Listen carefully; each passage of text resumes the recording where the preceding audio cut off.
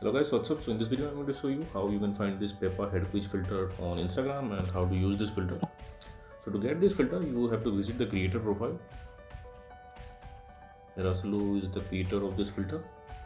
You can follow him to unlock all his filter to your camera tray. So check in his filter gallery and you will find this filter. The first one is the Peppa Pig filter. Tap on it, you will see a preview. From here you can try it and you can save it to your camera. So let's try it. To use this filter, you just have to hold down the camera button. So let's hold down the camera button.